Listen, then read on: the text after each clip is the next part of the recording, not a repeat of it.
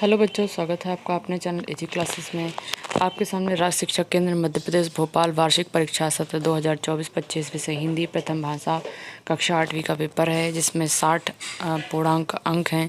समय 2.5 घंटे हैं। बहुविकल्पी क्वेश्चन है। बाकी कौन कौन से क्वेश्चन हैं देख सकते हैं आप लोग। और इसके अलावा जो भी क्वेश्चन आगे आपको दिखेंगे, क्या क्वेश्चन है, कैसे आप क्या कर सकते हैं, याद कर सकते हैं और इसको देख सकते हैं। ये आपका वार्षिक परीक्षा का पेपर एक तरीके का मॉडल पेपर कह सकते हैं इसको। तो ये आ भी सकता है और नहीं भी आ सकता है। तो मेरी सलाह यही होगी बाकी यूट्यूबर के अलावा कि आप इसको क्या करें, इन क्वेश्चनों को भी याद करें और साथ में जो आपकी बुक है उसके भी क्वेश्चन भी याद करें। तो देखिए, बिना किसी देरी के स्टार्ट करते हैं। पहला क्वेश्चन है, हृदय भर आना मुहावरे का अर्थ है दुखी होना। दूसरा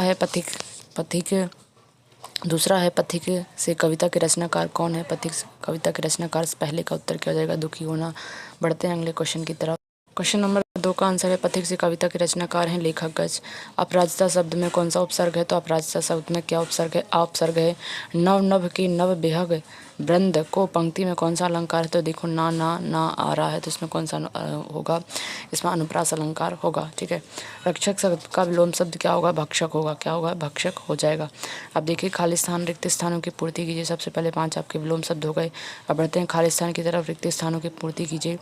कलश भेद तम हर प्रकाश भर दे। ठीक है, क्या आ जाएगा इसमें। इसके बाद वीडियो अच्छा लगा तो लाइक कीजिएगा और चैनल को सब्सक्राइब नहीं किया तो सब्सक्राइब कर लीजिएगा। देखिए, कलश भेद तम हर प्रकाश भर दे। लता मंगेशकर जी ने भारत का सर्वोच्च पुरस्कार भारत रत्न प्राप्त किया। रौद्र रस का स्थायी भाव, रौद्र का क्या होता है, क्रोध होता है। ठीक है।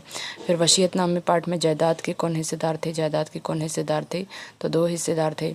भेड़ाघाट यात्रा वृत्तांत के लेखक कौन है। तो भेड़ाघाट यात्रा वृत्तांत के लेखक कौन है, आपके सामने इसमें उत्तर बताया जा रहा है। ठीक है। तो भेड़ाघाट के लेखक ये थे। ठीक है। तो ये हो गए प्रकाश भारत रत्न को 2 और ये हो गए भेड़ाघाट के पद्मश्री शंकर इसके लेखक। अति लघु उत्तरी प्रश्न की तरफ बढ़ते हैं। 11 से 16 अति लघु उत्तरी 2-2 नंबर के जो आपके क्वेश्चन है।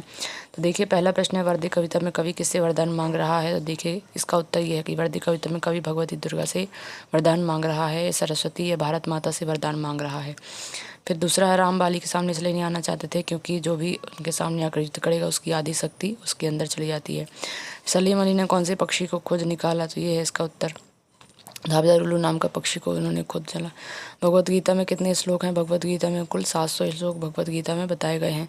महात्मा गांधी की पत्नी का नाम क्या था। कस्तूरबा गांधी उनकी पत्नी का नाम था।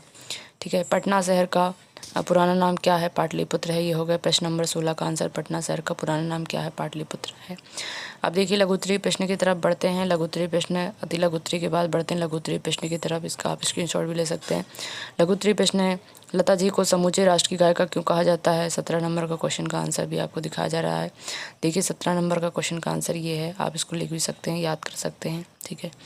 और इसके साथ साथ आपको बुक भी पढ़ना है, बुक की भी रीडिंग करनी है पूरा, क्योंकि पेपर 20 से भी आता है, बुक से भी आता है। तो उसको हम मुख्य पेपर नहीं कह सकते हैं, एक तरीके का मॉडल पेपर है। इसलिए आप इसको भी देखिए और साथ साथ आप क्या देखिए, बुक को भी आपको पढ़ना है। तो देखिए, 19वें क्वेश्चन का आंसर, बाकी क्वेश्चन आंसर आपको दिखाए जा रहे हैं।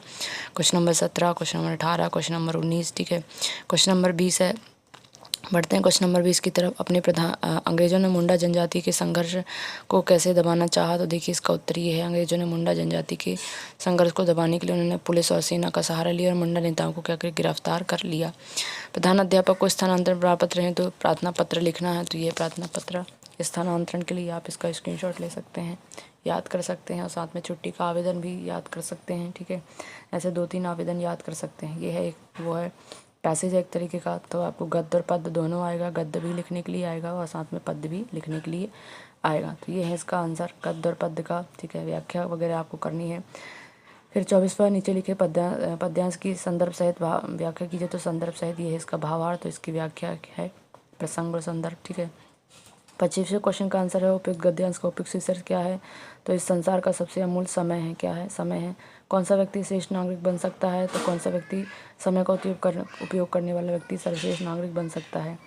फिर है, समय का सदुपयोग कौन सा व्यक्ति कर सकता है। तो समय का उपयोग तो केवल उद्यमी कर्मठ व्यक्ति कर सकता है। इसमें से निबंध लिखना आपको। तो वीडियो कैसा लगा आपको, अच्छा लगा वीडियो तो लाइक कीजिएगा और चैनल को सब्सक्राइब नहीं किया तो सब्सक्राइब कर लीजिएगा। ये निबंध है मेरा विद्यालय मेरी पुस्तक। ठीक है। तो मिलते हैं अगले वीडियो में, तब तक के लिए जय हिंद, जय भारत।